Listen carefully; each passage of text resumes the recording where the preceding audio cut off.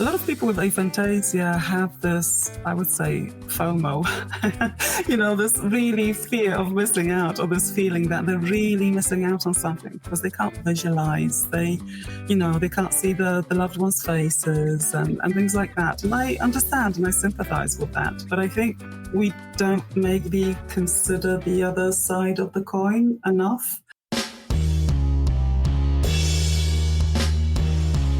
Want to support the podcast? You can purchase fun and unique items like t-shirts and books at shanesbraindomain.com. Pop on over and take a look. Thank you for supporting the Discovering Your Mind podcast. Aphantasia is a condition characterized by an inability to visualize mental images in one's mind. If you have just discovered that you or someone you love has aphantasia, or if you're just fascinated by the subject in general and love learning more about it, you are in the right place.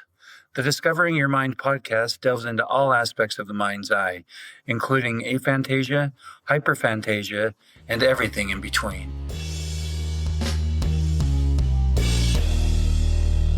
Welcome to the Discovering Your Mind podcast, brought to you by shanesbraindomain.com. I am your host, Shane Williams, also known as Shane's Brain. And today we're talking with the one and only Paulina Trevena, who recently led myself and some other guests through some hypnosis protocols. But I wanted to bring her back on because I wanted to delve deeper into her work and her expertise that we were not able to get to in the last one. So welcome, Paulina. It's good to have you back. Thanks, Shane, and thanks for inviting me back. You are welcome. Why don't you just start off by telling us, first of all, where you're joining us from, because I think that's interesting, and also what you do for a living. Okay, so I'm joining you from sunny Scotland, not. I'm joining you from just outside Glasgow in Scotland, the UK, where it's fairly cool all year round, and we've just got a storm at the moment. So even the trains aren't running today because it's a bit wild. And what do I do? So I do a number of different things. I'm a researcher by background, then I retrained as a hypnotherapist, and I kind of mix all my skills in my work. So I do wellbeing consultancy, where I kind of go into companies and do audits of how different aspects of the company are impacting employees, and then kind of give recommendations on what can be done to improve staff well-being. Then I do my hypnotherapy, and I work with both visualizers and non-visualizers. I also do ADHD coaching, and then I also do training and education on aphantasia, and specifically I do training for other hypnotherapists because it's still not that well known, and many therapists aren't aware of aphantasia, whereas I think it's really, really, really important to understand it, be aware of it, and be able to adjust how you work to the person that has aphantasia. I agree. That's great work, and I'm glad you're doing it. What about your hobbies and interests? What other stuff do you like to do? I love nature, so I like going out for walks. I live very close to the countryside, so I regularly go out and look at the cows and sheep. And then I just, to be honest, I just like socializing, meeting people, and of course I've got my hobby horse, which is aphantasia and hypnosis, anything to do with that. So I do a lot of kind of additional training or just hanging out with our hypnotherapists and talking shop. So yeah. All right. Very cool. Okay. Why don't we start with you just telling us your story about how you discovered aphantasia, what it was, and that you had it, and just kind of walk us through how that happened. So, funnily enough, it happened during a therapy session a good few years back. I think it was 2018, and I was attending counseling. And the counselor asked me at some point, she said to me, she was trying to get me back to my childhood. And I'm one of those people who have aphantasia and SDAM, severely deficient autobiographical memory. I remember hardly anything from my childhood, nothing specific, no specific events. I have very, very, very vague recollections of anything to do with my childhood. So she was trying to get me back to some specific moment. And I was sitting there going, look, like, I have nothing. I'm drawing a blank. And she said to me, okay, well, what about the house that you used to live in as a child? Can you remember the house? And I said, yeah, I can more or less remember where I lived and the layout. And she said, okay, do you remember where the living room was? I said, yeah, I remember. She said, okay, well, just imagine you're in that living room and tell me what's there. And I'm kind of sitting there looking at her thinking, what? And she says to me, what can you see? And I'm thinking, honestly to her, nothing. And she was like, okay, how about, do you know where the kitchen is? I said, yeah, it was right next to the living room. She said, okay, well, what about if you walk to the kitchen? What can you see there? I'm like, nothing. And I think this woman is a bit weird, right? And then she says to me, and what about, just to me, oh, interesting. And what about if you think about, just imagine your mum's face. Like, just think about your mum. Imagine your mum's face. Can you see it? And I was kind of thinking, what is going on? And I said to her, no. And then she said, okay, well, how about you close your eyes and imagine a red apple and turn it around in your head. And can you see it? And at that point, I was just thinking, what the heck, right? So I kind of went, of course not. Who does? Right. And she said, about 99% of the population. Okay. So it sounds like she was aware of aphantasia. She was aware of aphantasia. It later turned out, I didn't know at the time, but it turned out that she had aphantasia as well. Oh. And she was very much, she was one of those people who I don't know, it was 2018, so it wasn't that many years since it was kind of named. Right. And there was very little knowledge about it at the time. So she was very aware. She was aware because she had it herself, right? But I remember that I couldn't quite believe her. I was thinking, what? Because, when she said about 99% of the population, and that was the statistic at the time, that 1% of the population has aphantasia. Now we say that it's closer to 4%, right? But at the time, the statistic was 1%. And I remember looking at her and saying, would you mean like people can see things in their head? Like on a computer screen? Like they can see things, and I couldn't believe it, right? And she said, yeah. So I still remember I went back home and I was thinking, nah. Right. Put up a post on Facebook saying, guys, can you imagine a red apple and turn it around in your head? And most of my friends were, yeah, of course, yeah, and it's this color and it's in a bowl and it's floating. And I'm thinking, what? So that's when I realized that it really is a thing. So of course I got a bit interested but I just kind of read about it a bit and I thought, oh, okay, well, I'm not surprised that I'm different in some way because I've always been different one way or another. So right. It's just another difference. And to be honest, I didn't think much about it until I started training in hypnosis. And that's when aphantasia kind of threw me off because a lot of hypnosis techniques are based on visualization. It's a very, it's a common technique. It's the most frequently used technique, really. Visualization, other forms of guided imagery. And I'm one of those people who, as I said, I have SDAM. I can't visualize. I can't tap into any internal sense at all. So I have global aphantasia. And I was finding it really hard. I mean, I found hypnosis fascinating, but I was finding it really hard when people were trying to practice on me because I wasn't getting anywhere. It was like nothing. But at the same time, I knew that it is possible for me to have a hypnotic experience because I had experienced it or something before I started training in hypnosis.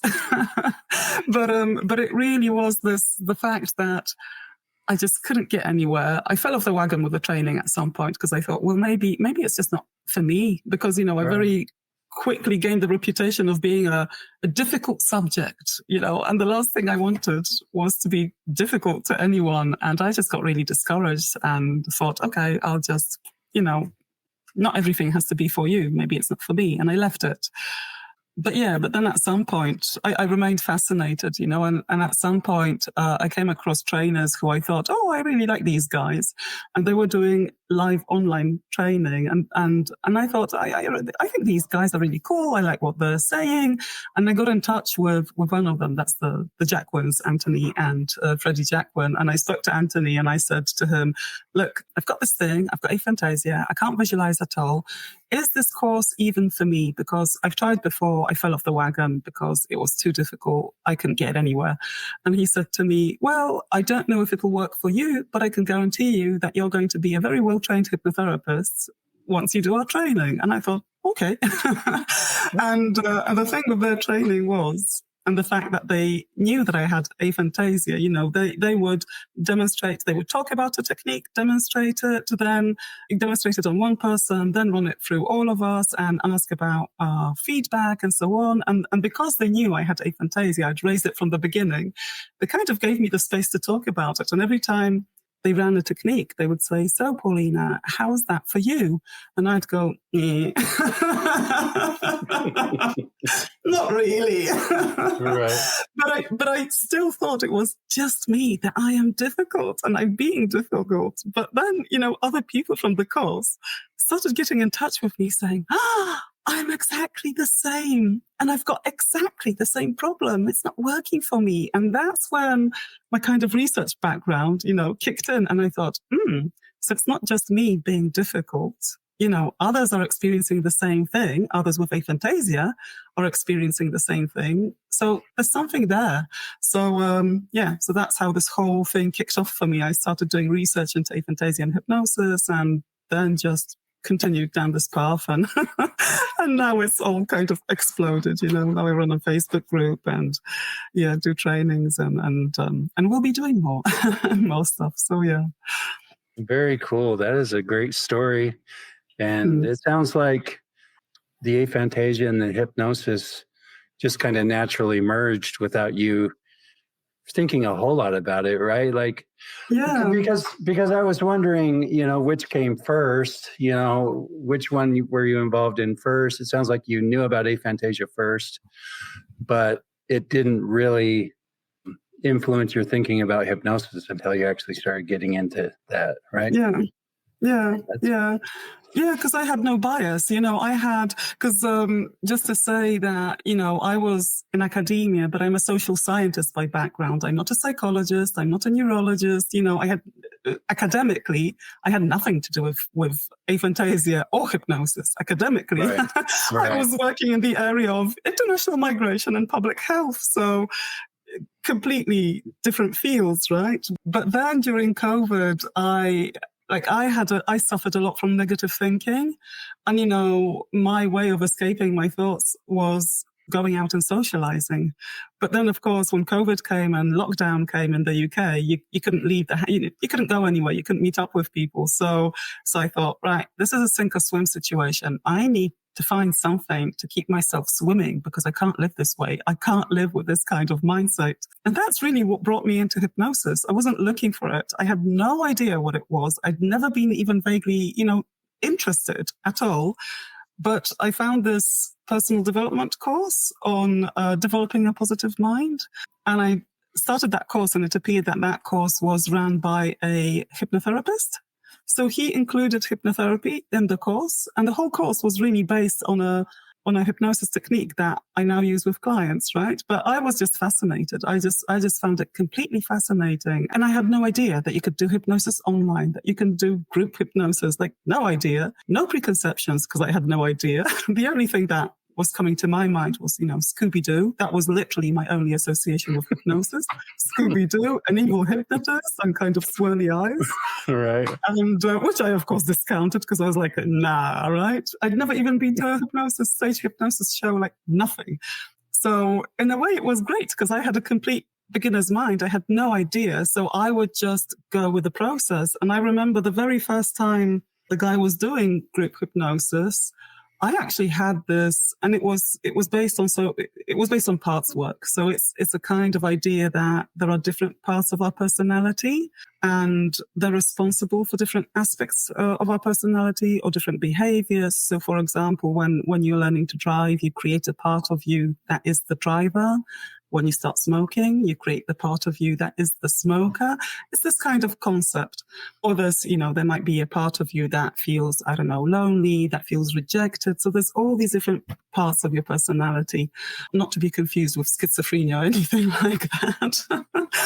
And I remember that, he was guiding us through a process, and we were to call in the part of us that we want to work with, that we feel that we need to talk to. He worked with kind of quite deep trance states.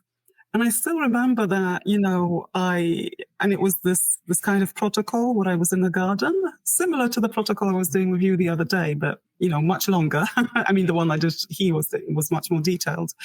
And I called in this part of me, right? And a younger version of myself appeared. Like, I just had this vision, an actual vision of a younger version of myself. And I was so shocked because I can't visualize, right?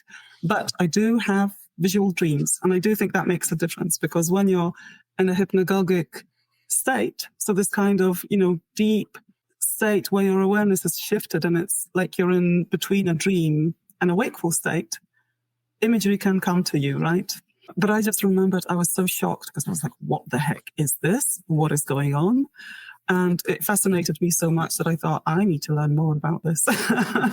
Yeah. And I just thought it's so powerful. I want to train in it. So that's how I got into hypnosis. And then it came together with the aphantasia. Okay. That's amazing. So in a hypnotic state, you visualized. Is that what you said? I wouldn't put it that way because I want to be very clear. So let's put it this way. In a very deep kind of trance state, hypnotic state or hypnagogic state, what we call a hypnagogic state. So that's between dream and awareness. I did see internally this younger version of me. And I guess, but what is important for me to underline here is it was a hypnagogic state. And I think a lot of us who, have aphantasia and cannot visualize in wakeful state, we do, but can dream visually. Right. I think most of us get some kind of imagery or visions when we're falling asleep. And it can be guided by what we're hearing from the outside. So it's maybe not so much us conjuring up an image consciously. Right. It's, because with dreams, it's just, you don't really control it, do you? It's just wild, unless you learn lucid dreaming, which I never have, so I'm not sure how that works.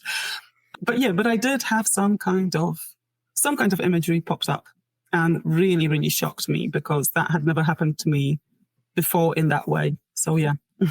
That is very cool. So in your experience, do others with aphantasia sometimes have that experience as well? I don't usually work with such deep trance states, or maybe it's not my object. When I work with people, it's not really my object to get some kind of imagery for them if they're non-visualizers, because my object is to help them make a change, make a shift, and the imagery is not necessary. So it's not I've not been focusing on that, but I know it has happened. And, and a number of other hypnotherapists who've worked with people with aphantasia have got in touch with me saying, this person was really deep in and they suddenly started having some imagery. So yes, I do think it's possible. I do think it's just this being in the state between wakefulness and sleep state where this is possible, but it's not the same as consciously visualizing. Right. I get it. Okay. Do you experience any of the other senses in your mind? No. I'm a so-called global aphantasic or complete aphantasic. Right. Me too.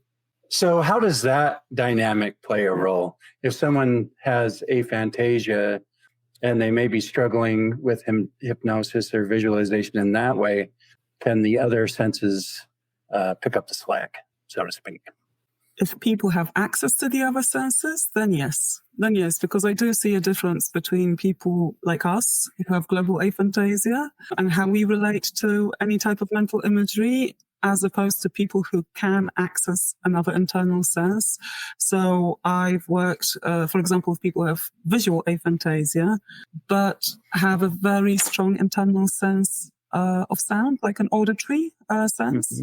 And I find that with people who do have this sense, they're often absolutely fine following guided imagery because they kind of translate, and I'm very careful. I kind of, if I know somebody can't visualize, I do not use words like visualize, see, picture, right? I move away from that. So I leave things very open.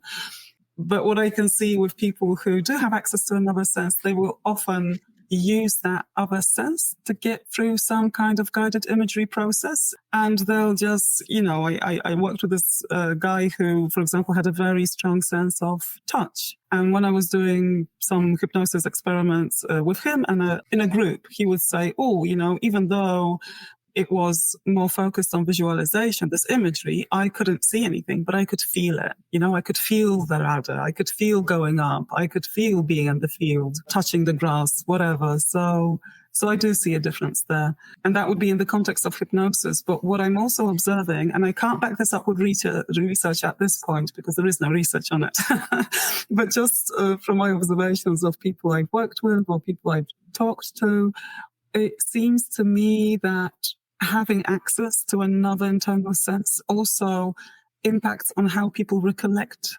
memories. So people who, for example, have a strong internal sense of smell sometimes say to me, I smell the rose or whatever, and I'm right back in my grandmother's house because, right. She lived in the countryside and there were plenty of roses. As I say, there's not much research on it at this point, but I do think there's a difference between us as global aphantasics and how we relate to things like hypnosis, memory, and how people who do have access to some other internal sense do. It's a bit different for them from what I can see. Yeah, I agree. I've observed similar things in my interviews and talking to people as I do.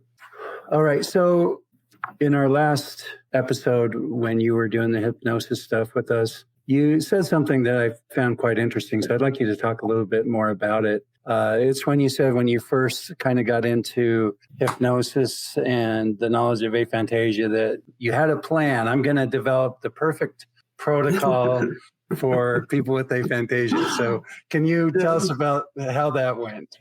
Yes, well. So when I was starting off with this research into aphantasia and hypnosis, and as I said, I realized that it's a clear barrier to people with aphantasia to get and to experience hypnosis the way most hypnosis is being taught, because I also have to say there are many different ways of doing hypnosis. There is no one way. And some hypnotists don't use any guided imagery at all. They might use conversational hypnosis. Some people are more somatic, so work more with the body.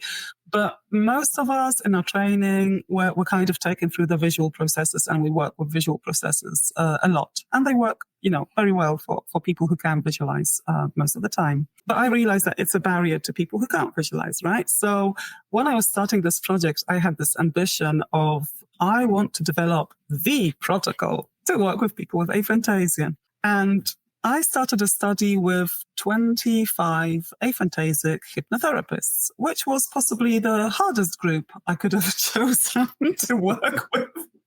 Because as fellow hypnotherapists, they knew exactly what I was doing. No element of surprise there, right? What I found very early on, even from my initial questionnaires and initial tests, was that there are many differences between us. So I realized that some of us are global aphantasics, other have visual aphantasia, but can access other senses, one or more other senses, and that we react differently. Then I also realized that the majority of us are really, really, really analytical, very logical, very critical. And the minority are kind of just go with the flow, whatever. And why I'm mentioning that? Because for hypnosis, an analytical mind or mindset is not the best way to go, because hypnosis is all about belief, really. It's all about letting go, following a process, and believing you can make the change you want to make. And that's why we kind of need to work a bit with the conscious mind to kind of send it away somewhere so that it's not questioning everything during hypnosis, and you're more open to accepting suggestions that you usually would just reject, not because you do not want to believe them, but because you don't believe them, right? So, for example, if I'm suggesting to somebody who wants to lose weight that, this weight will just drop off you, it'll be easy, you've got all the resources you need to lose this weight. If I say this to somebody who's in a conscious state, they might just think, yeah, right. Yeah. But in hypnosis, you're more likely to accept such suggestions. But I noticed that most of us are highly analytical, critical thinkers, but not all, again. And then I started asking, off the bat, straight from the beginning, about neurodivergences, other neurodivergences, because I had a feeling there's something in this. And I have ADHD as well as aphantasia. And, I asked people if they have any other neurodivergences like autism, ADHD, dyslexia. And a number of people said, I think so, or yes, or I don't think so. The interesting for me thing was that as time passed by, because I'd worked with this particular group of people over a period of almost 3 years, I think it was kind of dragging on a bit, these experiments. So I got to know them really well, and they got to know me really well. And I know that a number of people who, in the initial questionnaire said, nah, I don't have any neurodivergence. After, a few months or a bit longer, they were like, actually, Paulina, I think I've got ADHD, or actually, I think I've got autism. And I could see it, I'm ADHD. I do ADHD coaching. I've read a lot about ADHD. I'm very aware of ADHD traits. Then I have a kid on the autistic spectrum. I'm very aware of autistic traits. So I kind of pick up on them quite quickly. So I noticed that we also have this difference, and it does impact on us because, again, it's a different brain wiring, right? If you have autism, you think a bit differently. If you have ADHD, you're a bit of a different thinker. And then you've got your individual personalities. And then there are cultural differences, because I was working with a group which was international. There were people from the UK, from different countries in Europe, from Australia, from New Zealand, from the States. And sometimes it really made me laugh that people had completely different associations with things than I was expecting. So I still remember, for example, I was taking people through this protocol. It was guided imagery, because in the beginning I wanted to see how people relate to guided imagery in particular. And I remember I was saying, these fields of corn, these beautiful, yellow fields of corn. And some guys from, I don't remember where, were saying to me, we've never seen fields of corn. We didn't know what you're on about. And then I still remember one lady saying to me, when I think of fields of corn, I think of the children of the, what was it? Children of the corn. Children of the corn. Yeah, which is a horror story. And there I am saying, it's peaceful and you're relaxed. So that was really interesting for me as well. So to conclude, I just think that I now know that there are a lot of individual differences between us. And honestly, I think everybody is an individual, and what some people will like, but other people will not like. So now I'm more kind of saying, I'm developing a framework, here's a framework for you to test. But I don't think I'm ever going to say, this is the protocol that is going to work for every single person with aphantasia. I don't know. Maybe I'll go back on this one day. But at this point in time, I'm thinking there's just too many individual differences. So, yeah. I 100% agree with that. I have found the same thing. So I've kind of had a similar journey, because I've had this, these questions and stuff that I ask people, I kind of call the Discovering Your Mind protocol. And, I develop it, and I think I have it down, and I think I know what people are going to say. And then they always surprise me. And so early on, I fell into the trap of people with aphantasia must be like me, right? Yeah. You still kind of make that assumption for some reason. And the more I've talked to people with aphantasia in particular, I talk to people all over the spectrum, but the ones with aphantasia, they're nothing like me, other than we both have aphantasia, and that is where the similarities end. The way we experience it is different.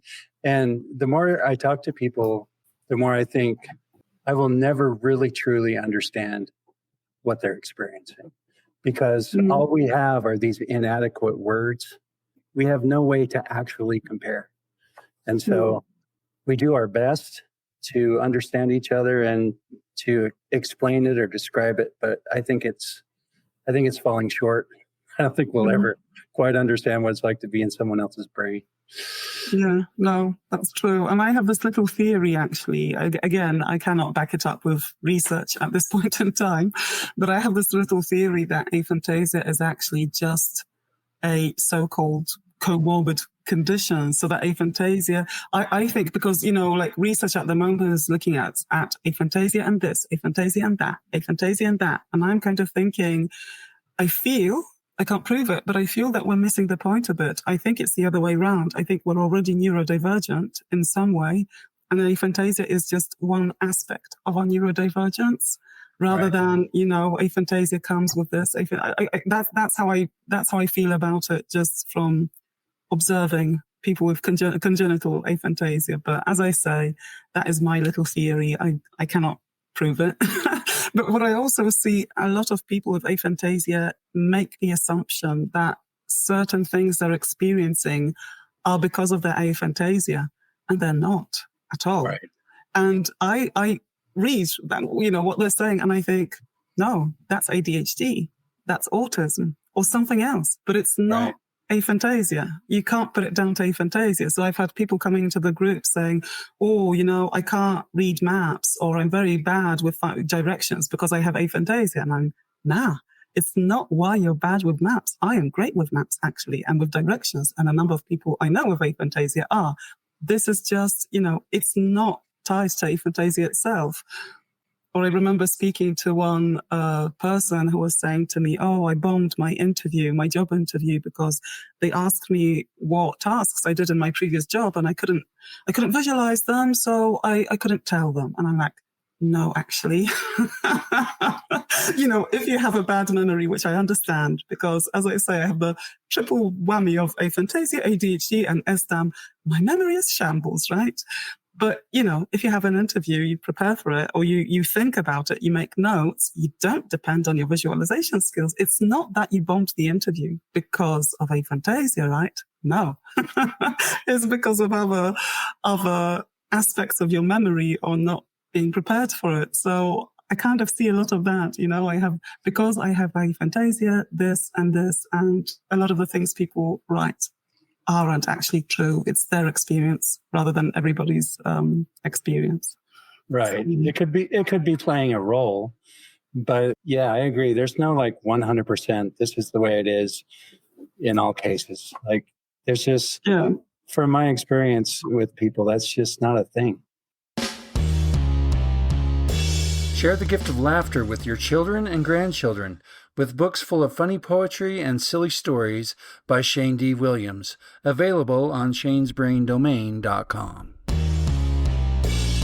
This is just coming from my personal perspective, and one of the things I kind of struggle wrapping my mind around. So I want to hear your insights or your opinion on this.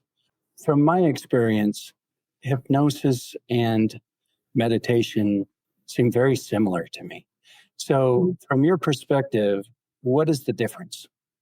Well, it depends again what kind of hypnosis and what kind of meditation, but there are a lot of similarities, because I think a lot of meditation is based on taking somebody through a guided imagery process, maybe feeling into different parts of the body, maybe working with the body, releasing tension, and so on. So yes, there are a lot of similarities.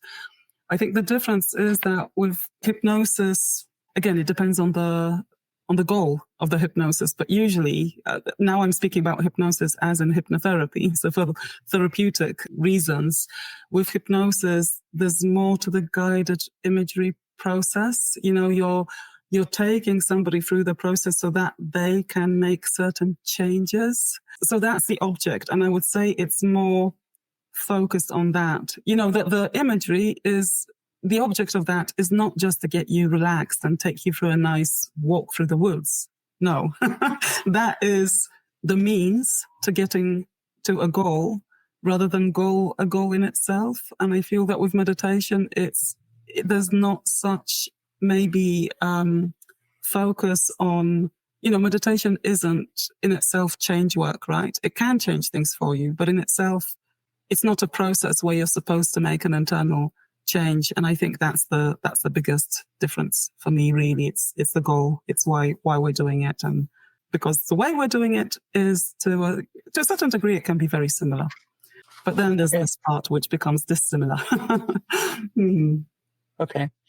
And as we talked about before, there are different levels of hypnosis or different experiences in hypnosis, again, because we're all different and we're all unique. And so we're experiencing it in a different way. But is there a way that someone can tell if they've been hypnotized? I kind of struggle with that. Like, personally, I don't feel like I've ever actually gotten to whatever that is, but I don't know whatever that is. So maybe I did. Like, you know what I mean? Like, Yeah. is there a way you can tell if you're hypnotized? Is that a thing? Do you know what? I think with this, I think let's just make one distinction, because hypnosis is a broad term. And under that umbrella term, we have things like stage hypnosis and we have things like hypnotherapy, right? Right. And the object is, again, a bit different, right? Because with stage hypnosis, the object is entertainment, is fun. With hypnotherapy, the object is kind of, you can have fun, but the object is to make an internal shift. And I think with stage hypnosis, it's quite clear if somebody has been hypnotized or not, and you usually work with the most suggestible people you choose. There are ways of testing if people are suggestible, but this is suggestibility understood as your body responding or your mind responding, really getting into the process of believing that something is true, right? So on the stage, you might suggest to people that their arm is getting lighter and lighter and it's going, higher and higher and higher. And then if that's happening, then you can say, yes, this person is hypnotized, right? Because they're reacting to your suggestions and it's visible. You also can do this during a hypnotherapy session. You can. What if people are faking it? That's down to them. They can fake it. Okay. I mean, I think, I never did or would, because I just thought that's a bit pointless, isn't it? Right. So I would never volunteer myself for a stage because I know that I would bomb the show because I just don't react to this type of suggestions most of the time. But I think, I think people kind of think that when they're in a state of hypnosis, it has to be a complete zonking out or, just a completely altered state of mind. And it doesn't really. For deep kind of therapeutic work, usually you do want people in maybe a deeper state of hypnosis, although not necessarily. Again, it depends on how people work. But with some things, you just don't need that at all.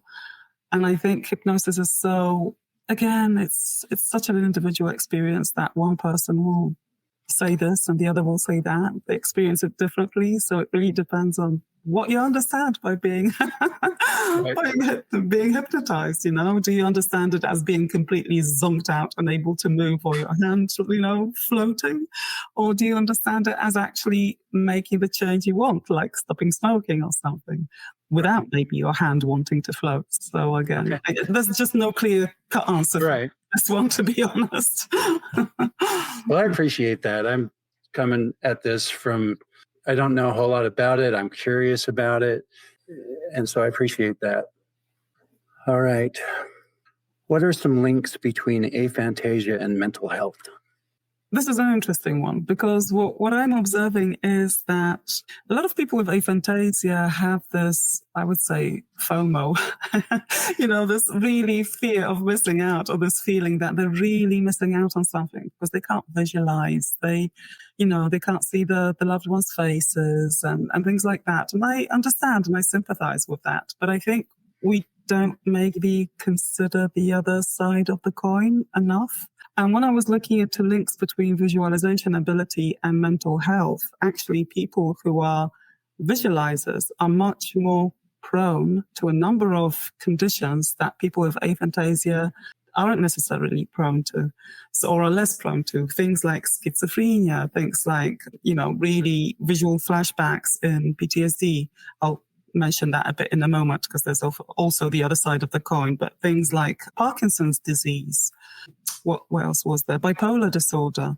So there are a number of conditions where the visualizer is more prone to them, because it's said that research shows that visualization is an emotional amplifier, right? So it amplifies, being able to visualize kind of amplifies your emotions. You can, evoke a picture of yourself being sad and make yourself feel sadder, or being happy and make you feel happier, which can, of course, be very useful. It's a very useful tool for hypnosis and other things. But on the flip side, if you're not working with your mind the right way, it can take you down a darker path. And I think that's something that not many people with aphantasia think about and understand. But on the other hand, I mentioned that with PTSD, for example, we're less prone to visual and other imagery, flashbacks and other kind of senses. That's true. But on the other hand, people with aphantasia can experience PTSD just in a different way, which can make it more difficult to diagnose. So we might not have the visual flashbacks. We might not have flashbacks, the auditory or whatever, but we will have emotional flashbacks, or it'll just be kind of hidden. The PTSD won't be that obvious, and we might not be diagnosed immediately because of that. But the thing is, in general, we can see that research shows that there are stronger connections between visualization ability and actually a propensity for certain conditions than for people who can't visualize. So that's the flip side. And on the other hand, people who can't visualize often get really, really hung up on that and make themselves miserable. Because, we're kind of saying to ourselves, well, I can't do that. I can't do that. I can't do that. Oh no, I'm really missing out. And I do keep coming across this. And I've seen some research which said that, 35% by Merlin Monzel, from what I remember, that 35% of the people with aphantasia in the study were feeling negative, depressed, high anxiety levels due to the condition itself. So it's not that my aphantasia itself causes mental health issues, but our approach to it may.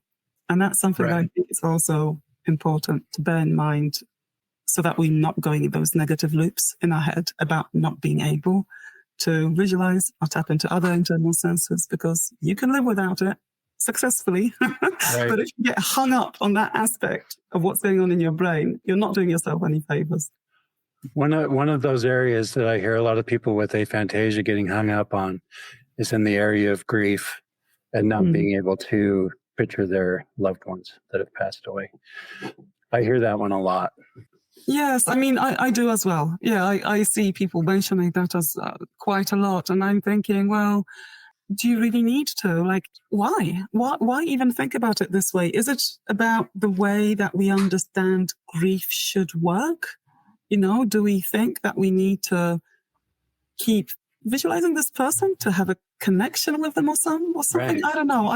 It kind of just comes down to jealousy. Like, it wouldn't bother them if they didn't know other people could do it. But once they find out other people can do it, it's like, hey, I want that kind of thing. And I have to say, because personally I've gone through quite a lot of grief at quite a young age, because my mum passed away when I was 25, right? So that's quite young for her especially. And then my dad passed away a few years back as well. And I was absolutely shattered after my mum's death. And I lived with this grief for over 20 years, like really with this feeling of grief and feeling of guilt, even though I couldn't visualize. And I was in such grief that I couldn't even look at pictures of my mum. I didn't even have any pictures of my mum around the house because I would immediately cry, right? And I'm thinking, if I could visualize on top of that, how would I be feeling? Could I even function? And I have to say, it was a hypnotherapy session that helped me get out of this state after over 20 years. That's why I'm such a big fan of hypnosis. But just to say, you don't need to visualize to experience grief. And I don't know, I just feel that everybody should forget about the general idea of how we should be experiencing emotions and just experience them the way you're experiencing them. And if you're not, fine. Maybe you don't need to. It doesn't mean you didn't love the person or didn't respect the person, whatever. You're just a different thinker. Yeah, I agree. And it comes down pretty much to everything, right? Because, I'm an artist, a graphic designer, and the assumption is, well, how in the world do you do that if you can't visualize? People who visualize are baffled by that. How could you do that? I do it in my way, and it works. Mm-hmm. That's the answer. And that's really the answer to all of those kind of assumptions. I don't focus on, I can't do this. I focus on, look what I can do. Like I can do all this cool stuff, right?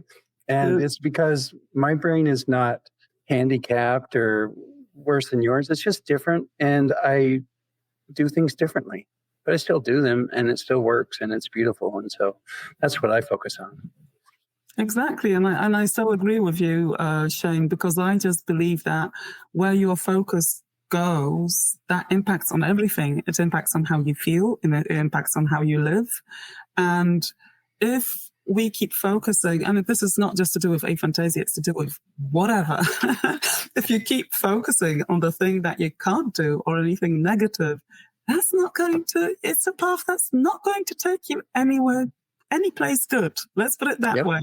And I think the less we think about our limitations and the more we focus on what we can do and our strengths and what we can build on, the better for us. And that's why, I'll never see aphantasia as a limitation. I see it as a challenge in particular situations. Like when I started training in hypnosis and everybody was saying to me, visualize this, visualize that. And I couldn't. Or, your arm is getting, I don't know, your feet, your arm, you can feel your arm stiffening and I couldn't feel a thing. Right? All these things that I couldn't experience. But, there are other ways of working with me. It doesn't mean I can't experience it in general. It means I can't experience it this particular way. And I really kind of pushing people just not to get hung up on the things they can't do, because that is a road down to negativity, anxiety, and depression, and just living a very sad, unfulfilled life ultimately. So I kind of encourage everybody to always focus on their strengths and not think about the stuff they can't do. Yeah. Sometimes we're just telling ourselves we can't do it when it's not true. Right. Yeah. I agree. I've lived on both sides of that coin, so I know it's much better. The optimistic, positive way is much better. All right. I think we've touched on this a little bit, but I want to ask this still and see if you have anything else more specific to say about it. How can having aphantasia be a challenge to accessing therapy? Yeah, so it is a challenge when the therapist, in two situations. When we don't realize we have aphantasia and we don't know, visualization processes, guided imagery are very commonly used in a number of different therapies and in the wellbeing space in general, in things like meditation as well, psychotherapy, CBT, hypnotherapy, all different types of therapy, right? And the thing is, if we're not aware, we can't visualize, and people are trying to take us through this process. And the reason they're taking us through this process is to connect us with something within us, or with an emotion, with a thought, with something that they can later work with. Now, if they're taking us through this process and we're failing at it, we can't see a thing, and we don't know we have aphantasia, then we feel that we're failing and we don't understand why, right? And we might just even back out from therapy. And then on the other side, like if the therapist, doesn't know about aphantasia and doesn't even test or ask people about their visualization abilities before starting work with them, or if they don't think it's a thing, because I come across this quite a bit. Yeah. Therapy circles. Yeah, they dismiss it. They dismiss it, which is why I became so passionate about the research and all of that. Like, I was like, no, me too. I'm going to speak at this hypnosis, I'm going to speak at these hypnosis conferences, and you are going to listen, because I'll have credibility by then, because I just felt so dismissed by so many people. And honestly, they put me on this path. It really was them. It was the naysayers. So some people dismiss it, and then some people completely, and some people think, oh yeah, it's there, but it's not a problem, because you can just pretend, or you can just, use your other senses. But they don't understand. They don't understand that some people can't tap into any sense. They don't understand that if you're trying to pretend that you're seeing something in your mind, it's an intellectual exercise, which for hypnotherapy is completely counterproductive, because the last thing you want is a person who's being hypnotized to start analyzing. That's not what we do. That's not what we want. That's not going to work. And they're not connecting. They're not connecting with the process. And that's the whole reason why we're using these techniques, to connect people. So that's where I see the problems. And there'll always be other ways of working. That's the thing, that if your therapist doesn't know what aphantasia is, or doesn't understand it, or dismisses it, or doesn't have other tools in the toolbox, then you need to change your therapist. And that's why I think it's just important to talk about this and to raise awareness, so that we do get access to therapy. We can be supported the way that works for us. And sometimes it can be a bit of a challenge for both parties, because you need to experiment a bit. You need to work out what works for you. but it's absolutely possible. So that's a big message that I want to put out there into the world. Yeah. Yeah, I love it. So both of us are doing our best at sharing this information any way we can. Do you have any other thoughts about the best way or productive ways to raise awareness to both the average person and the people in the wellness practitioner category? Well, I think podcasts are great. So I'm kind of preparing to start mine as well. Awesome. Within the next few months. I just think, there's a lot of, I can see that there definitely is a growing interest in aphantasia. I can see that by the numbers of people kind of coming into my Facebook group now, now, like over the last few months, it's just suddenly exploded. And I'm still sitting there going, whoa, what is happening actually? But it is the fact that it is more and more spoken about. And I just think the more we speak about it publicly, so the more podcasts, the more blogs, the more newspaper articles, the more places we can get the information out there, the better. With professional circles like therapists, hypnotherapists, again, it's kind of getting the information out there through whatever means we have. So that's why I speak at conferences a lot. That's why I publish things on aphantasia in professional journals. That's also why I run the training for therapists and talk a lot about it on social media, because I believe that the more we do that, the more we can get it out there, and I think those are the main the main ways, just being in the public space and talking and getting people to share the news and and then getting out there with training. That's my next step as well. That I want to reach as many professional organizations as possible with this education and training on aphantasia. I love that, and I love what you're doing, and I support what you're doing, and I want you to continue, and I hope you have great success in all your efforts there. Well, I think we should all join up efforts, because the more about, the more of us speak about it from different angles, the better. Because what I also find is that, when I start speaking, I'm in the business world, right? I run my own business, and aphantasia kind of research and work is part of my business. And what I find when I speak to business people, they kind of often look at me maybe a bit like, or people who can visualize, they don't quite understand why I want to speak about it so much. And when I tell them about my ideas, right, I want to start a podcast or I want to start a membership, they're like, oh, but is there going to be enough interest? Like, is there enough things to talk about? And I'm thinking, you have no idea how many different things are connected to this and how it is a rabbit hole. It's a rabbit hole, because also I'm kind of looking at people doing different jobs and how aphantasia can kind of come up in different contexts, because we all also, I see that most of us approach it from our own different ways or disciplines or, interests. And I kind of think the more people come together to speak about it from all these perspectives, the more the rest of the world and the aphantasic world, the people with aphantasia, will understand what it is, how it can present, in what context it might be a challenge, or it just might be something that needs a workaround, and that you are not worse. You're just different.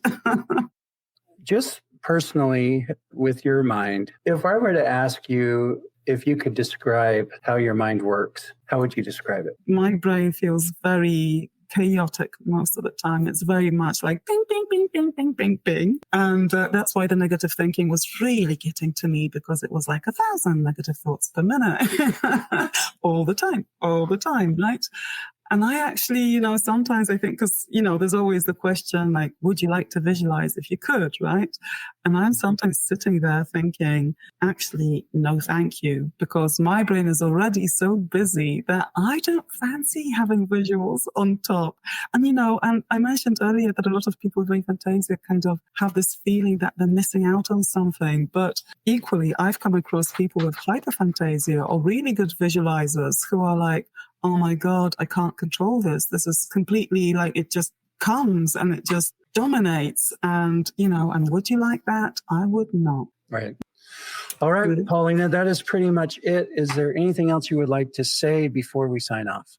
I'd just like to say to everybody with aphantasia that, as I say, it's just a different way of thinking. It's not a disability. Please don't think it is, and please don't treat it that way. And I have the utmost sympathy for all of you who have this severely deficient autobiographical memory, because I do as well. And I know how annoying it can be. But at the same time, on the flip side, I don't bear grudges because I forget things easily. A lot of things are a surprise. I can start watching the same film for the second or third time and still be surprised at what's happening because I've already forgotten. I know it can be annoying. I know sometimes it can be embarrassing when you forget that you've met somebody, earlier, and you meet them again and they're like, oh, hi. And you're looking at them thinking, who are you? But I kind of just think that the key to happiness is keeping a positive mind and just flipping everything to the positive and not focusing on the negative. Mm-hmm. Yeah, I do love that message. I call it tuning your channel. The analogy is if a song comes on the radio that I don't like, I don't turn up the volume and leave it there, and soak it in. I change the channel. Yeah. Right. And that's what came to mind when you were talking about that, focusing on the positive. There are so many beautiful, positive things to focus on about aphantasia. It really is as simple as just choosing to focus on those. Exactly. And if anybody needs support with that, hit me up because it's one of the things I do. The website is www.paulinatrevena.com. So if anybody wants to connect with me, you'll find all my socials there. And I will put those links to Paulina's information and the things she just mentioned. I'll have those in the show notes as well, so you can find them there. And that's it. So thank you, Paulina, so much for your time, your insights. I really enjoyed this one. You have a great perspective, and I'd love to get into the hypnosis stuff and that area. Just great stuff. So thank you. If you like what you hear, please subscribe, follow, and engage with us. And share it with your friends and family as we continue to explore this fascinating subject. For additional information about this episode or Shane's Brain, check out the show notes. Thanks for listening to the Discovering Your Mind podcast. You are beautifully unique.